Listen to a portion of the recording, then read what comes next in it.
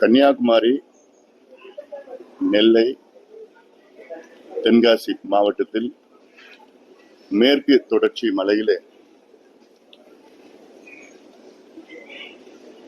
இயற்கை வளத்தை கொள்ளையடித்து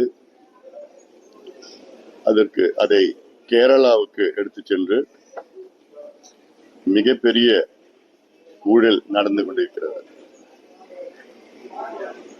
இந்த நிலை தொடர்ந்தால் கேரளா வயநாட்டு பகுதியிலே மிகப்பெரிய நிலச்சரிவு ஏற்பட்டு நூற்றுக்கணக்கானோர் இறந்தார்கள். அது போன்ற ஒரு சம்பவம் கன்னியாகுமரி மாவட்டத்திலே நடைபெறலாம். கணக்கில்லாத, அனுமதி இல்லாத கனிம வளங்களை, இயற்கை வளங்களை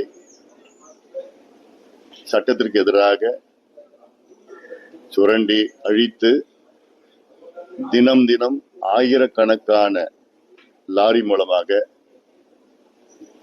கேரளாவுக்கு கடத்தி